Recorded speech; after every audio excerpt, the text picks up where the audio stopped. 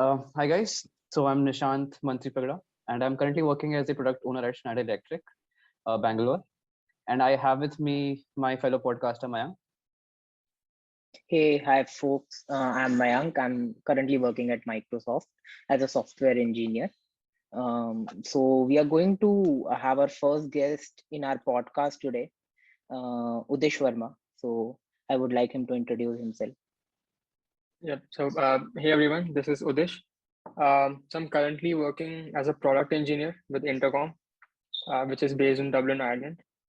And yeah, happy to be part of the show. Thanks for joining us, Uddish. So how today's session is going to work is it's more about a discussion and not really a question and answer. And the way we know Uddish is through Mayank, because Uddish has been Mayank's classmate or schoolmate, I would say.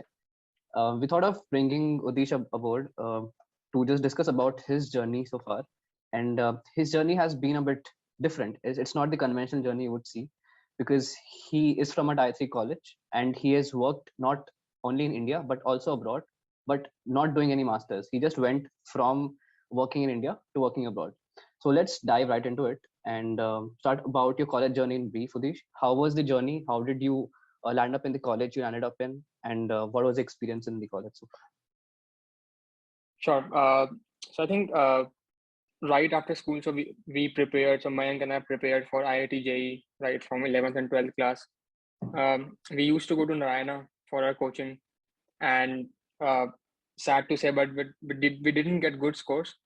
And Mayank ended up in VIT. I applied for IP University and luckily got a good college, Maharaja Agrasen. So I think stream was the only thing which was important for me. So I didn't care about college's name. So I got IT, which was good enough for me. So I thought that let's try that out, because we knew in the end that it's not an elite college, and you don't get like very good placements from a Tier 3 college. So yeah, I think it was a little disheartening at the beginning, but there were some perks of being in that college, which I'll talk about later. But I think this is how I landed up in Maharaja Agrasen, and yeah. So you said, you mentioned that you had taken IT in the college, right? So did you Yeah, know from before yeah. itself that you wanted to get into this field, or did you discover it after getting into the college? So I think right from the college, I was always interested in computer science. But there is, I would say, there is a myth around IT and CS in engineering colleges. So if you look at it on a very broad level, there isn't much difference when it comes to information technology and computer science. So everyone is running behind CS, but I think most of the fundamentals that is required in a software engineering role is covered by IT as well. Sure, it doesn't go very deep, but I think it's good enough. It was good enough for me because I wanted to get computer science or information technology anyway. So obviously CS was my first preference, but I didn't get that stream. So I think IT. So I went for IT as a second option. Okay, perfect. So Mayank, Did you was feel that the disheartening? yeah? Yeah, just a question I would like to ask him. Like, did you feel disheartening, like you didn't get CS or IT? Because most of the students right now, like, are Mhm. suffering and like they don't really know like what to choose between IT and CS, and they landed up in Yeah. different colleges. They sometimes like take a year off and prepare again just to get into CS. So, would you like to comment there? So for me, not really. Uh, I was obviously disheartened that I didn't get into like a very good college. So I was aiming for, BITS Pilani or DTU or NSIT. So yeah, that was a little off for me. But stream wise, uh, there were some doubts, sure, because we are not experienced enough. It's very new for me when we go to a college, and obviously people get confused between IT and CS. So I had multiple calls with people. My own sister did IT from a private company, from a private university. Sorry. So I knew from the very beginning that it really doesn't matter uh, if you get into CS or if you get into IT, because in the end the process is the same, right? You graduate, you work on your own, and then you get a good job. It's not like that. Let's say Amazon is coming only for CS or Amazon is coming only for IT. So they look for people with talent in general. Yeah, I mean, there are differences if you talk about the ECE, mechanical, or IT, but I think CS and IT are almost the same, because I don't think that let's say what you'll achieve by doing a bachelor's in IT will be very different from computer science. So yeah, I Makes think sense. it didn't really matter to me. Yeah. Right. So Mayank, I think you did computer science, right? So how did you feel any difference Yeah. between IT and computer science, say when by discussing with your peers or discussing with Uddish?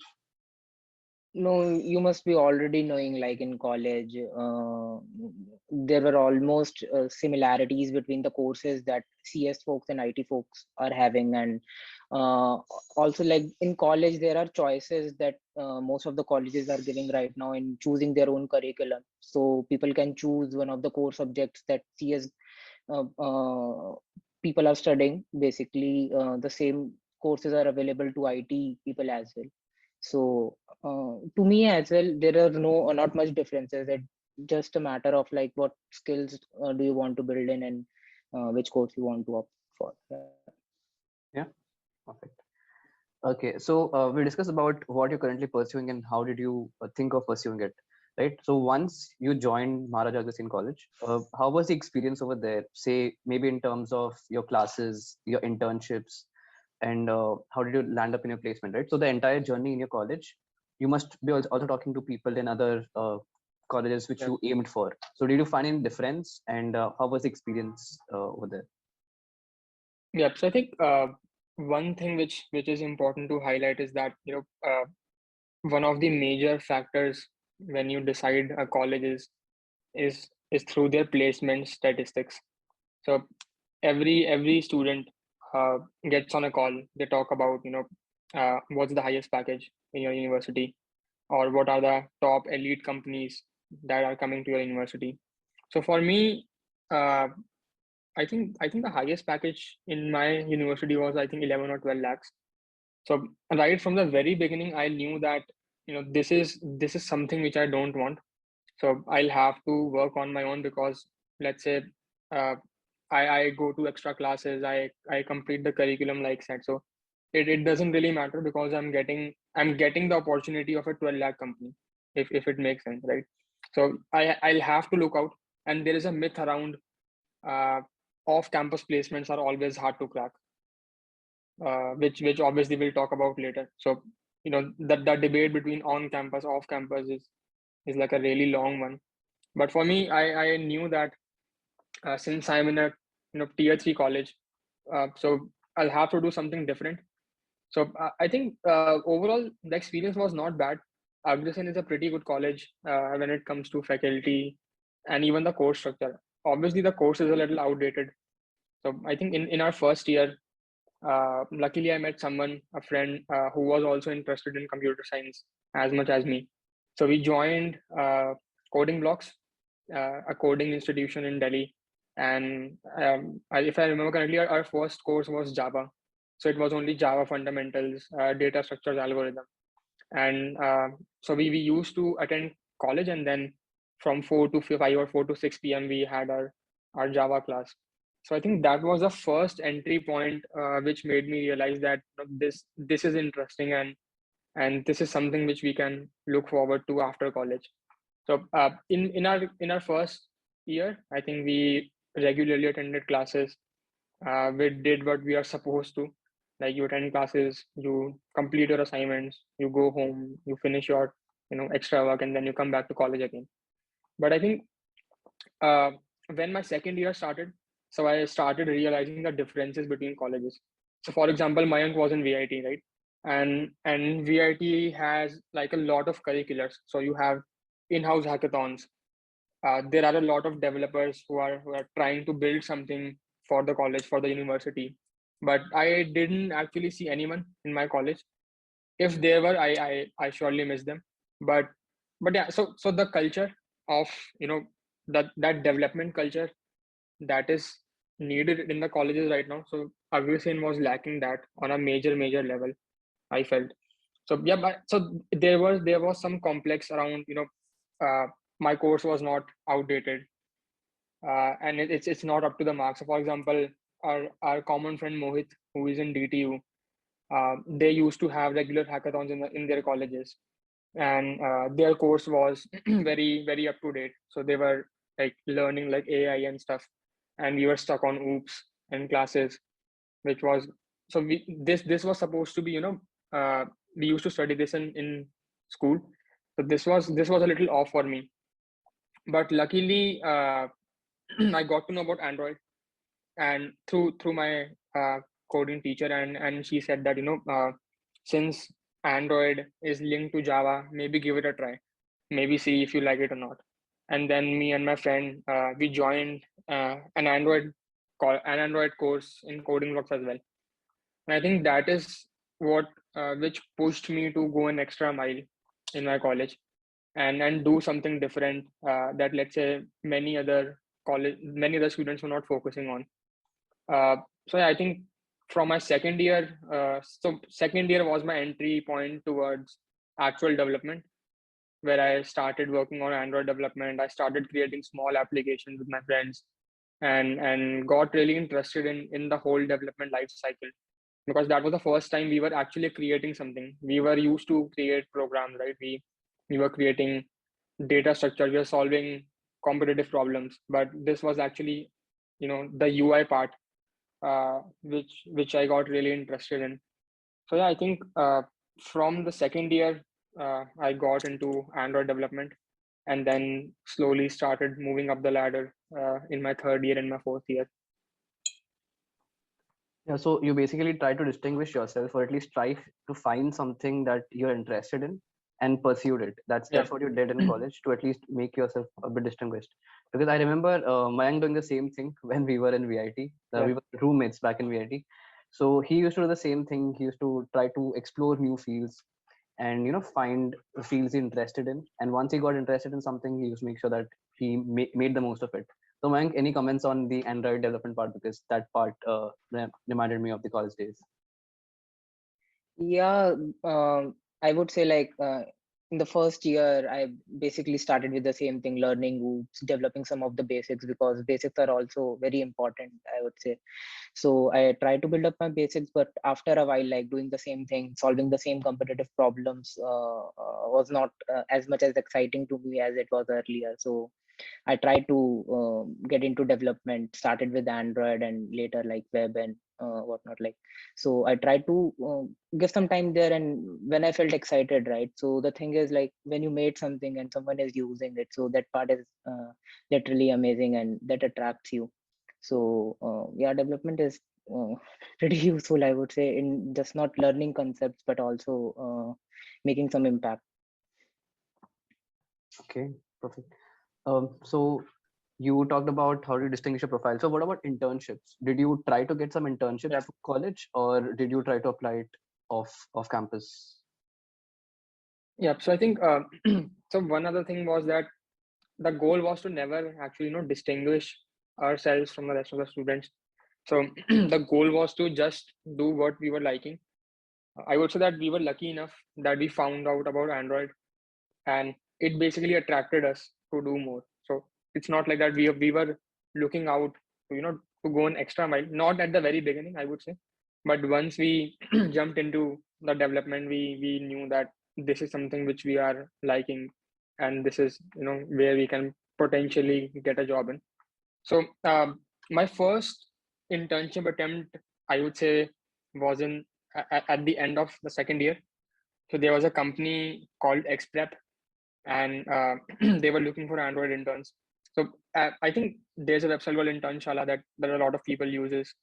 So I just went to Internshala, added my profile, and added some sample projects that we used to work on in hackathons. And luckily, we got a very small internship in XPrep. So yeah, I think that was the first time when I actually worked with some people. And XPrep is now Class Plus, which is about to become a unicorn. So I was their first Android intern, and I remember working with them, like with only 5 people in their house in Delhi itself. So I think I would say that if you are in like very early stages in your university, internship is one of the most important things, because so if you think about it, you are getting like, an industry experience while you are studying in college, and it's not very different to when you graduate, right? It's going to be the same. Obviously, the scale might change, your responsibilities might change, your pay might change, but the fundamentals of your working principle, that is, let's say, if you are interested in a software development job, so that is going to be same. So I think, yeah, developing skills in universities and then using them to your power and getting an internship is one of the most important things. So I think XPrep was my first internship, first actual internship, where I got to work on some of the basic Android stuff. Was a starting point for me in my career. And you talked about internships, right? I just wanted to add one point over here is like, I think when I was in college, I was just looking at summer internships, not really waiting for summer, those 2 months to go and work somewhere to gain that experience. But now, like the students have the option to go for the online internships because everything is remote, right? So they can just go for online internships throughout the year while they're studying because they can manage both work and internship together is what my understanding is. So that is a point that students should keep in mind because you don't really have to wait for a particular period to pursue your internship. You can apply throughout the year because companies are opening up positions like anything. The job market is booming, right? So the internships are also available. And you also touched upon working in a startup. So how did you think that enriched your skill sets, or maybe two takeaways from working in a startup as an intern? I would say more ownership. So I think ownership is like the best thing that a startup can give you, because in a startup you are not just building a software, right? You are building the startup with, because you are responsible for talking to the designers, talking to the product managers, helping them build a solution, helping the marketing people to get it out there, going on customer calls, right? So I think that is one of the best things of working in a startup, that you get to talk to a lot of people that in a big company you cannot, because it's just not practical or possible. uh, in big companies you generally have your own teams, and your own teams have certain, let's say, people that you are in touch with. uh, Second, I would say, so people always say that working in a startup uh, brings a lot of pressure, uh, work life balance, etc., etc. So uh, I'm not sure if it's true for me, because in my very early stages, I wanted to get involved in this type of stuff, right? So I wanted more ownership. Obviously, if you have more ownership, you have to give it a little more time than, let's say, your peers are giving into. Uh, so yeah, I think there are a lot of pros and cons, obviously, but for me, ownership and just putting in extra effort and going up the ladder, learning more and more, getting more and more opportunities inside the startup is the best thing, I would say, that a startup provides. Mike, you had any points? I think you are unmuted. No. Yeah, it's all Okay. good. So yeah, so those two takeaways are really key because looking at the craze for Shark Tank India these days, people just want to get into startups and work for startups or even open the startups on their own. And as you said, there are misconceptions around startup, right? Like the work-life balance. It's not really clear if there is work-life balance or not. But it depends on the mindset that you go with and work in a startup. If you think that you want to work, no matter the number of hours you want to put in, then you won't really feel that load on yourself while working. And I feel it's more of a comparison with your peers rather than the work-life balance phenomenon that's happening. But yeah, thanks for those insights. Yeah. Yeah, it's all good. Yeah, I really like the points that you made, Nishant and Udish as well. So I would like to just only add few things here that in the early stages, right, people used to just also think about pay that a startup can offer or a company can offer, right? So in my time as well, like people are getting good internships as well as good pays in that, right? And people might go after that, go hard on preparing and all of those of stuff that like they'll do just to crack that interview or something like that, right? But I would say like you can also go to learn and build stuff from scratch. Those kind of experiences you will only get in startups, and just only thinking about the pays in the very early stages of your career is also not a good thing.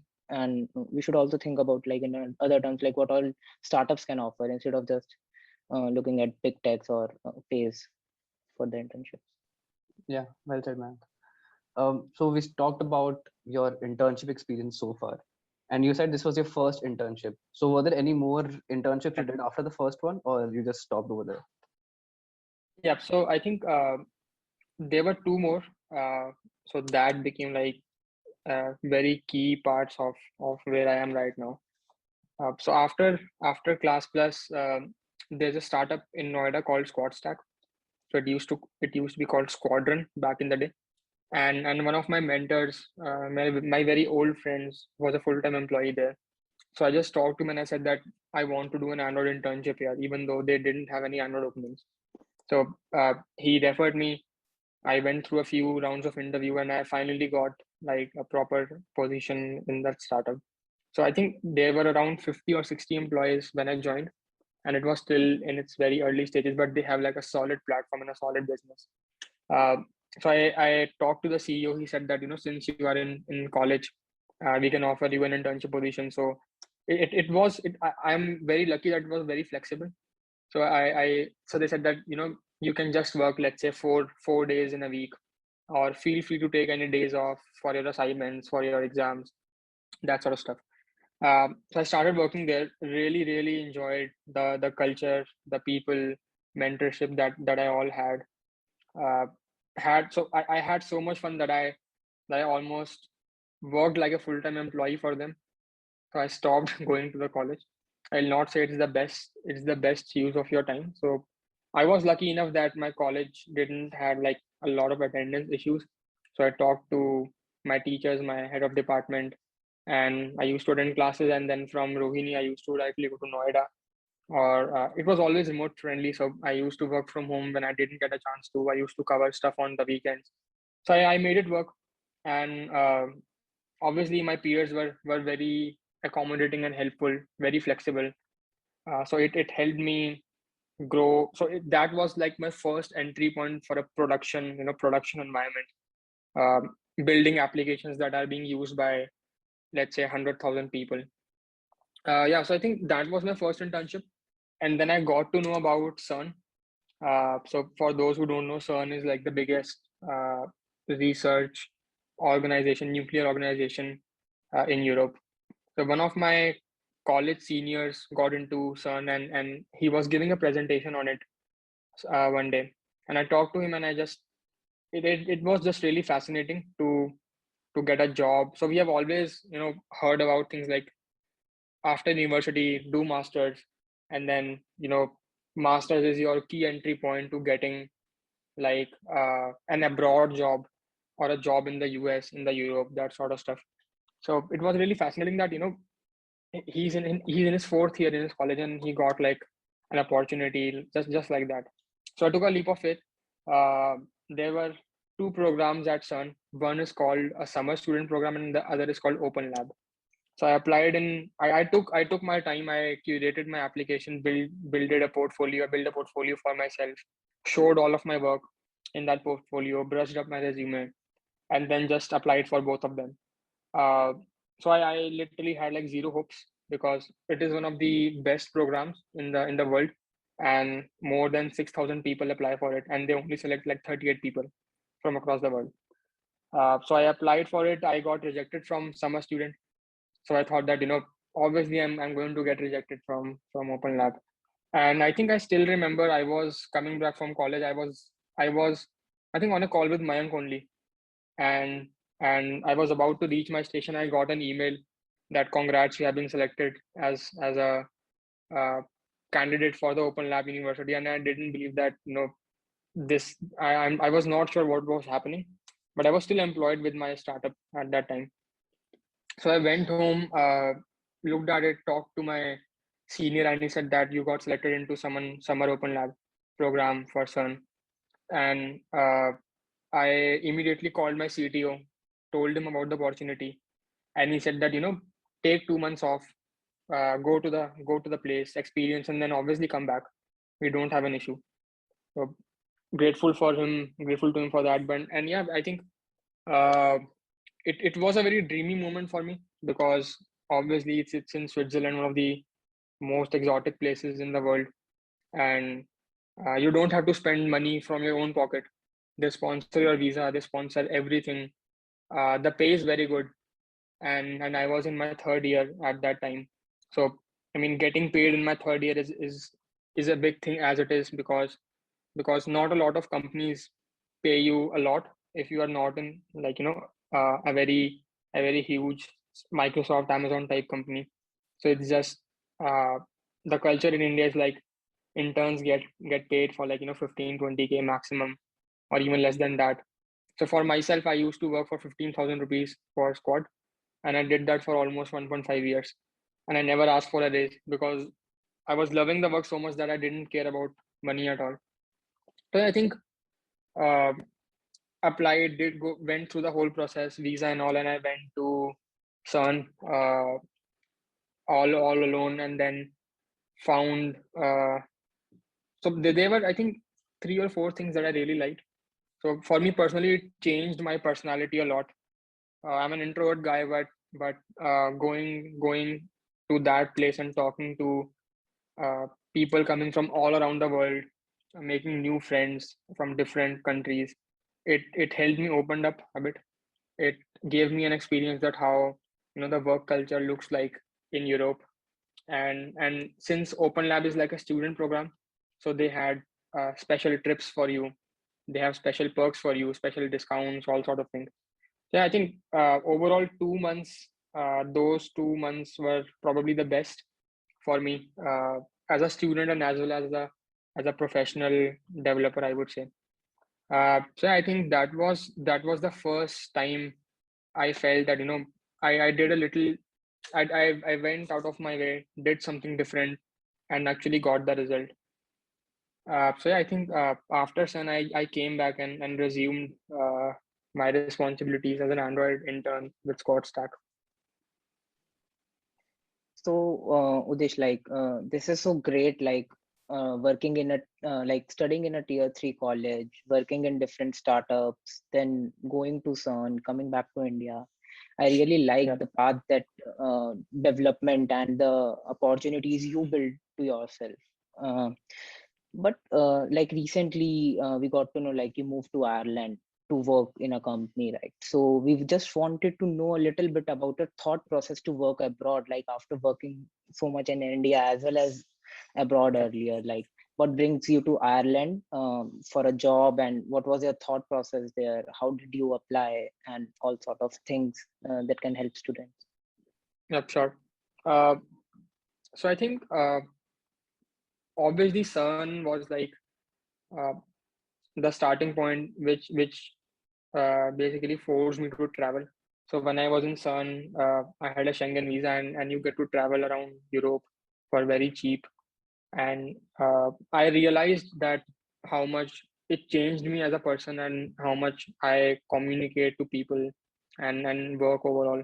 So plan was always to travel a lot, and my motivation to move to Ireland was, just getting a new experience out of it.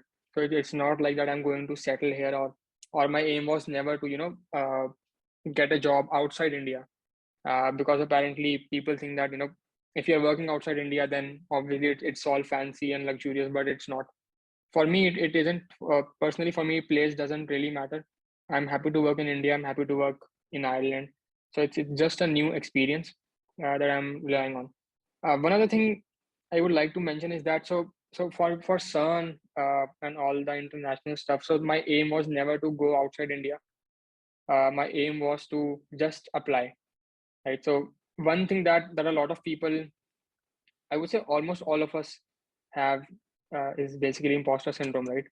Uh, People think that they are just not good enough. Uh, I have talked to a lot of people from my colleges who wanted guidance on how they can apply in CERN, and let's say in an abroad company. And their first thought was that I am not good enough, or I don't have the skills to go out. Uh, I would say that the only thing about me which was different than the other candidates were that I just tried. That's it. I mean, honestly, I don't have a lot on my profile. I'm not a star developer. I'm not a 5-star, coder on CodeChef or any other platforms. Honestly, my competitive skills are actually shit. So the only differentiating factor was that I tried and went out of the way, to just think that what if it works out, and it did work out for me. Nothing fancy, nothing special. For Ireland, I think I also got a full-time opportunity from CERN when I was in Scott Stack. So it was called a technical program. So it's like a 1-2 year membership, studentship, where you go to CERN for 2 years. You work on like a proper production level project, and then obviously, I mean, if you have potential, they'll give you an extension, or they'll change your position so that you can work in CERN for a long time. So I got that as well, and I was working in Scotstack at that time as a full-time employee.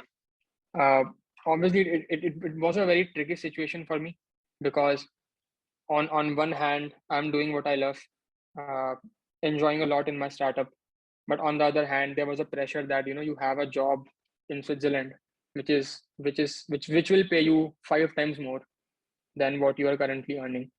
And this was a time when I recently just graduated. So the whole pressure of opportunity, that you have an opportunity, take that opportunity. If you don't like it, use that to make sure that it opens more doors for you in Europe.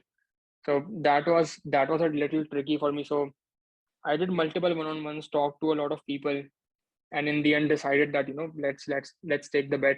Let's go to CERN and see how it works out. So I left my job as a product engineer in Scottsdale, and I went to CERN.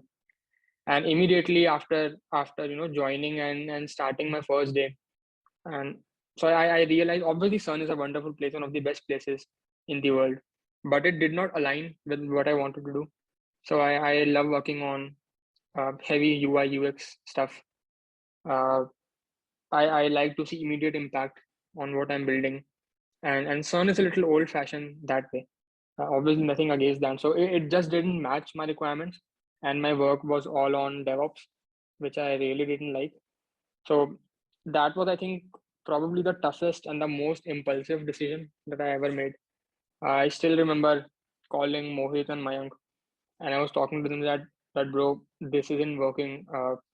I'm not enjoying anything. I want to come back. And they said that don't take this decision. Uh, do competitive coding, do lead code, try to get like another job in Europe, and use your time in CERN to prepare. But the only thing which was bugging me, that if I'm working, let's say, for 6 hours for CERN, and that 6 hours is not enjoyable, then potentially I'm wasting those 6 hours, and to compensate that, I am doing lead code to get a job. So I think that was the only time where I didn't listen to anyone. So I think almost 99% of the people are taught to say that you are making a very, very bad mistake, very wrong mistake, and you're going to regret it. And so my sister was the only one who said that, if you don't like it, leave it. I mean, it doesn't really matter. You're very early in your career. And I joined CERN, and then I resigned in a day. And then I called my CTO and I told him that I want to come back.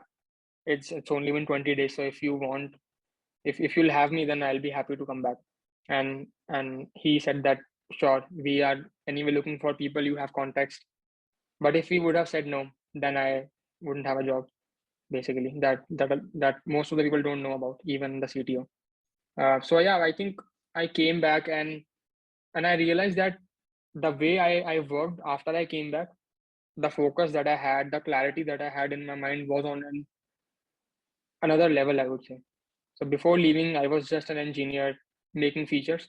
But when I came back, I wanted to make a product. I got involved, did did some good contributions that I'm proud of in my startup career. And yeah, I think that was a little. So this is like a very turning point for me, which gave me a lot of clarity that doing what doing do basically working with people who you admire, with audacious people, and doing what you love is very, very important than the pay. because if you look outside, I mean, there are startups who are willing to pay 30 lakhs, 40 lakhs to a college graduate, which doesn't even make sense to me, because I mean, honestly, I didn't learn a lot in BTech. And if there is someone who says that, you are a fresh graduate, join a company and we'll pay you 30 lakhs. So I'll be doubtful that I won't be able to live up to the amount that you are paying me essentially. So yeah, I think for me, money didn't matter. So uh, I'm grateful that my parents were supportive enough, my friends were supportive enough, and they said that, just take the bet, do what you are liking. And I think, yeah, that is how I actually started like a full-time product engineer role with Squadstack, and my total duration was around 3.5 years with that company. Yeah, before we get to So how what you brings landed up in Ireland, just one point is I just want to summarize all these points you said because there's a lot of learning from your takeaway from here. First is you took a leap of faith because you didn't know about CERN, you just applied because you thought the opportunity was good, and maybe it was the first Yeah, time you're going outside of India to a country alone and working over there. So that was a really big leap of faith. Second is money versus experience. Even though you were getting a lot of money in CERN as a full time, you didn't really like the work there. So what yeah, most people do is they're like, okay, you're getting money, so let's just sustain for a few years. Let's just tolerate for a few years, and then we can look at better opportunities. But you didn't do that.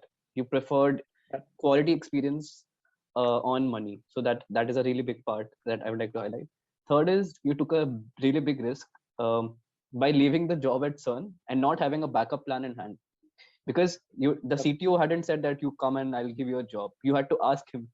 He could have said no, and you could have landed up without a job, right? So that is a really big risk you took because you were in the position to take a risk as you had just graduated from college and you could have applied to jobs after that. And fourth is you mentioned that there are always opportunities there outside, right? It doesn't mean that it doesn't mean the end of the world if you have been fired from a job or if you lose a job. So that is the fourth point that I'd like to highlight. company after working a lot, like for a long, I would say, in Squadstack? What yeah. brings you to Ireland now? Yeah, but I think so. If I remember correctly, so I worked in a startup for almost 3.5 years. Uh, so my mentor, who is from my college, who referred me to Squadstack in the first place, he's Ketan, and he was an engineering lead at Squad. When I was in Squad, he left Squad and then he went to Intercom.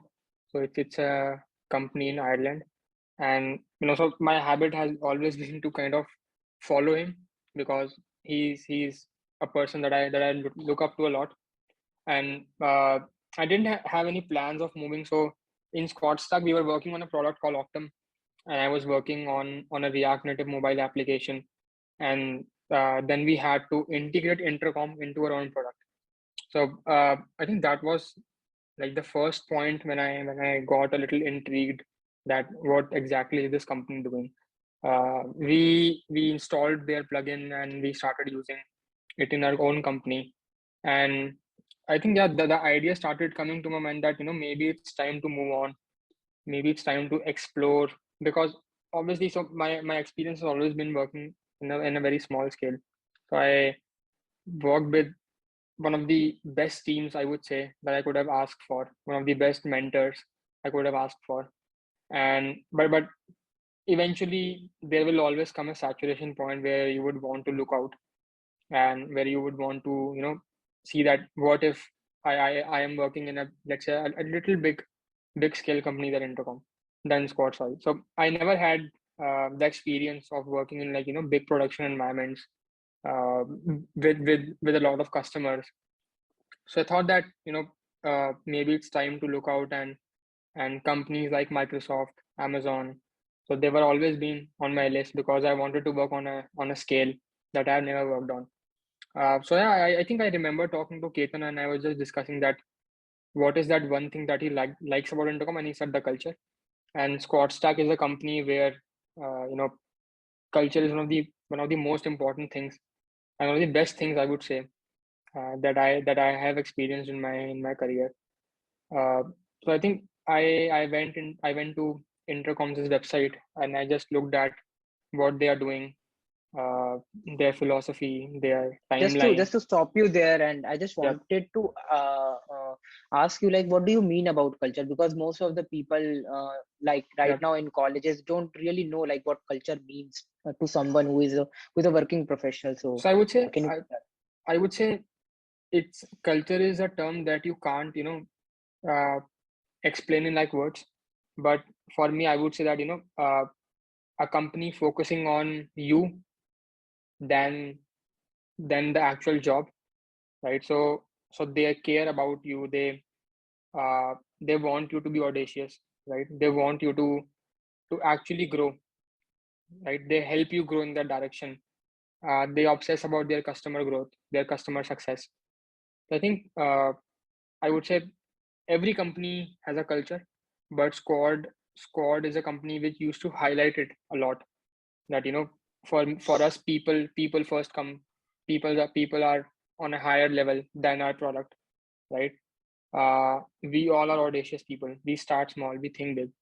So when you socialize and when you put things out there like this, so obviously you attract you attract people that they'll think that this company is not about just working and building stuff. This is about people. So when I looked at Intercom, their engineering culture resonated with me. So it was like an upscaled version of Scott Stack with more people, but the fundamental values were same. uh, One thing that they highlighted was that how often they ship.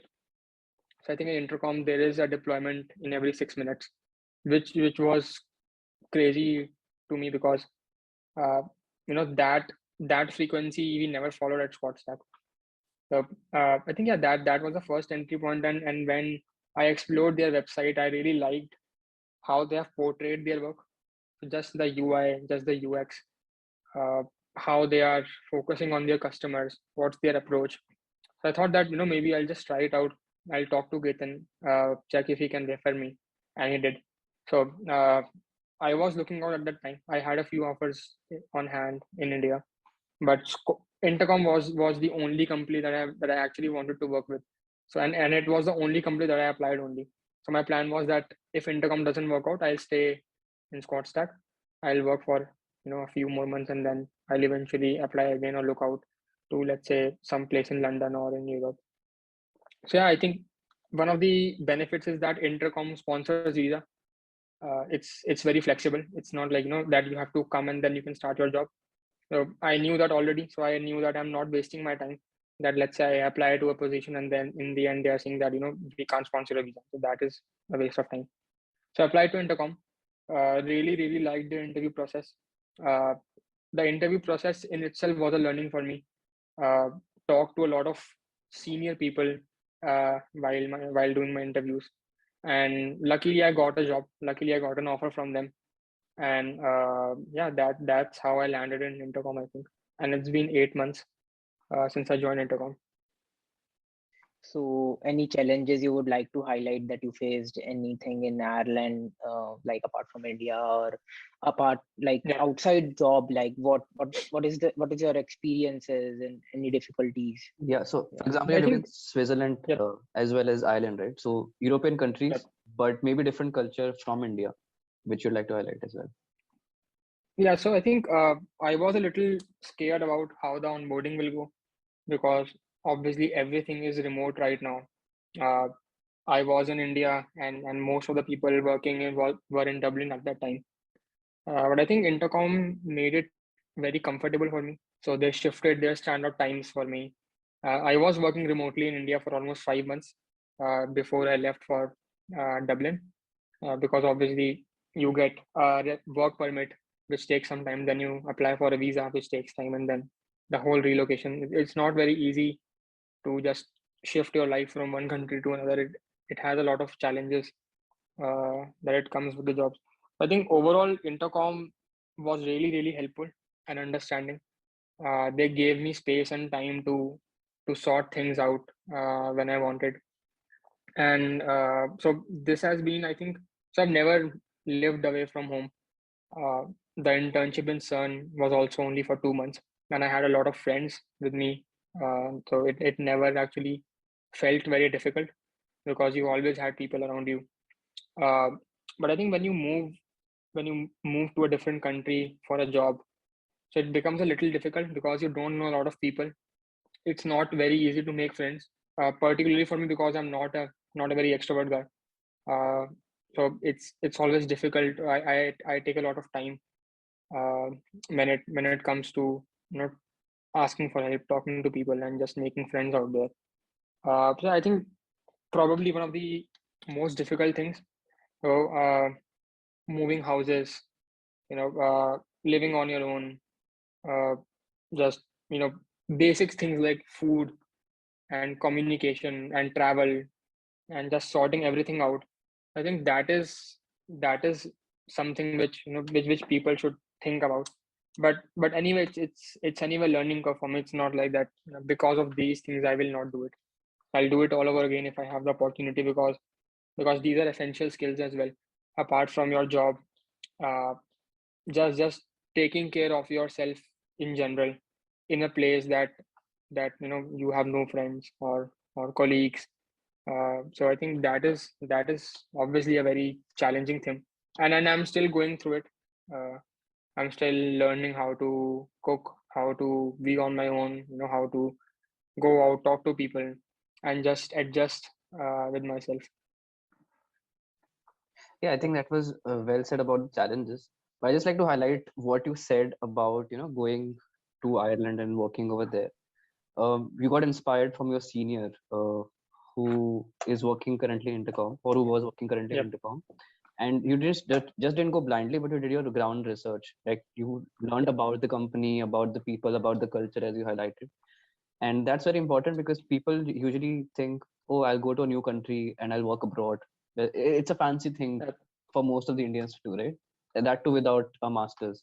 So that's a fancy thing to do, and people just grab the opportunity, but they don't try to see how they fit in a particular country. For example, if I'm going Yep. to Ireland, maybe I won't fit in Ireland, and even if I love the job that I'm doing, I might not want to stay there for a long time, and I'll just switch my job or say come back to India. So that is an important Yep. aspect to be looked at. Second is you got sponsored by the company for the visa.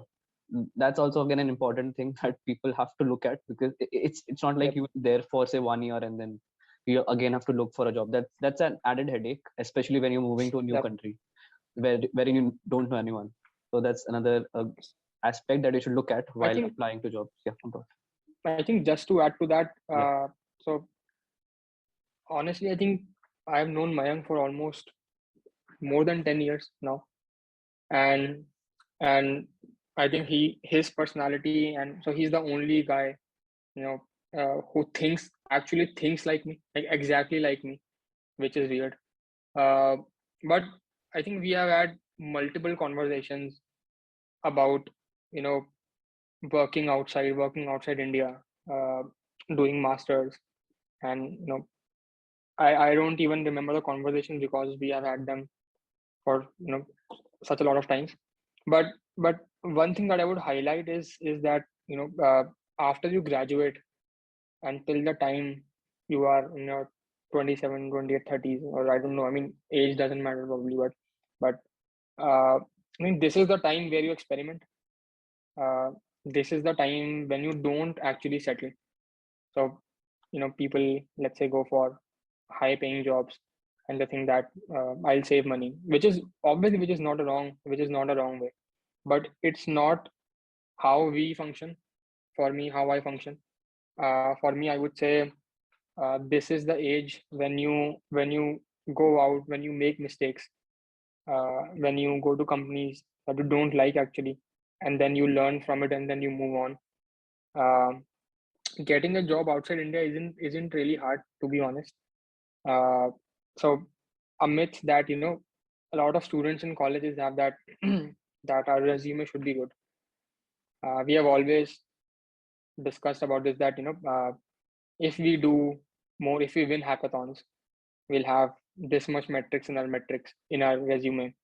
So when I got the CERN opportunity, almost all the almost everyone around me said that imagine how CERN will look on your resume.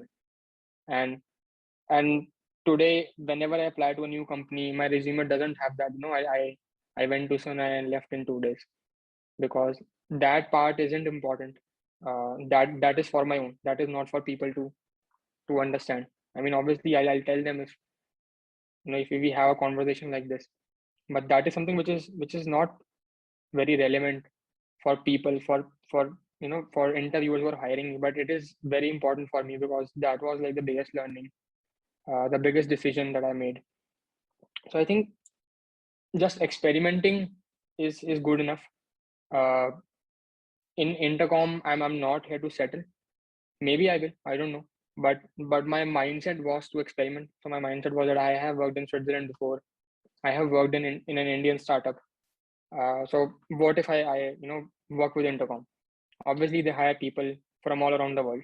So this will be a good opportunity for me. So that was my thinking when I was applying to Intercom. So my thinking was not that I will move to Dublin. Dublin is a beautiful place. You'll have a good life. You'll have, let's say, good living standards. I can get that in India as well. In there are good paying jobs in India. I don't have a problem with that. But for me, that the prime factor was to just experience new culture, a new job, a new company. So I think if you think about it like that, so it might help you make a decision that is troubling you. Yeah, it's more about not just go for the tag, but see if that tag is really relevant to you or not. Yeah, I And mean, not just go for the if packaging. you, Yeah, right. I mean, if you have the skills, then people are going to hire you. I mean, it's Exactly. as simple as that. It doesn't matter that if your resume has Facebook or Netflix. I mean, sure, you'll get good calls, but in the end, how you go through those interview rounds, it's up to your skills. It's not because of you have, let's say, an Amazon tag or a Microsoft tag. That's true. That's true. Any other comments from you, Mayank, before maybe we go to the last segment? No, it's all good. Just wanted to ask like a couple of things which can help people like who might be seeing this podcast. So you called out like you went to hackathons or you went to study in coding blocks, right? Which basically a starting point, or I'll say like a kickstart in your journey at the very initial stages. So people who might be going through the same things like just joined college or might be studying Yeah. during their college journey, what would you like them to do to build themselves, their skills, and make a journey like similar to you? Yep. So I think I would say the very basic thing that you can do is to explore and see what you like. So we talked about Android, we talked about web, but it is a very high possibility that you do not like any of those things, right? Maybe you like product, or maybe you like building servers, any of the stuff, right? So for me, we are lucky because we got to know what we like at the very beginning because we experimented, right? So I think experimentation is important. So when you go to college, don't think that there are high paying jobs in AI. So let's do an AI course. Do an AI course because you're interested, because you want to experiment. So a very small example would be that AI ML is coming up. So Mayank and I decided that let's do a nano degree in deep learning, and we paid 30,000 rupees for a Udacity nano degree course. And the only takeaway from that course is that I will never do AI again, because that is something which I don't like and I'm not interested in. I mean, if I would have liked it, then obviously it would have made sense. But it's not, it won't get to waste because we experience that, right? We know that what we want, that we don't want to do. So that's like a very short example. So I think experiment and see what you like, and what gives you that kick, and makes you feel good. uh, Second point is go to hackathons. uh, People underestimate hackathons, but hackathons are really, really important. So even if you don't know the technology, even if you don't have a teammate, just go and see where it takes you. So for me, I always used to see that Mayank, in VIT, he had like a good team and they have won a lot of hackathons. For me, I went to 11 hackathons. I didn't win any of them. I only won once, and that was like my last hackathon. So there were times when I used to feel that, how does it matter that I'll go to this hackathon with the same team. I won't build a good product and then I'll come back without winning. But when I look back at it, so all the projects that helped me get into CERN are my hackathon projects. So everything that I built in like 24 hours, in like 48 hours, so that added up, and that eventually helped my profile and it helped my skills as well. So we went to Allahabad, we went to Mumbai. I went to Canada just for a hackathon because I got a sponsorship, and it's doable.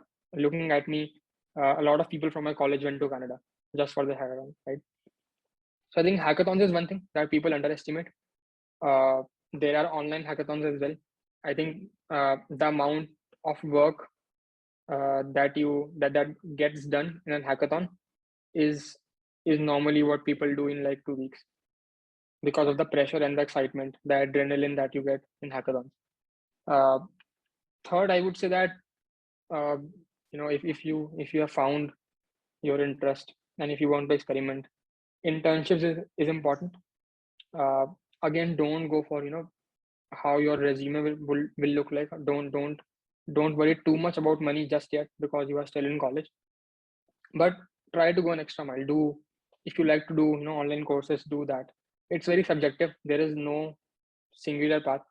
So I'll just talk about what helped me in general and what helped my peers like Mayank, Mohit, and my other college friends. So developing projects for the college, helping college to get one step ahead. So for example, we developed a university application for our college, which they never had. So that helped us in our college, and it helped our college as well in going, let's say, a one step digitally further.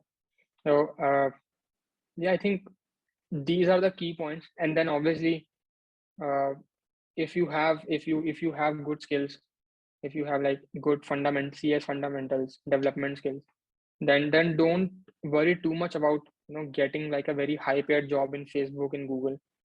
uh, I mean, it's not like that. If you don't get an on-campus placement, you will never get that job. For us, Mayank was the only one who got a good job in Microsoft from his college. One of our friends, Mohit, he didn't get an on-campus placement. He was in DTU, but he's in Amazon right now. So I think it's not like that. If you don't get an on-campus placement, then it is all going to waste.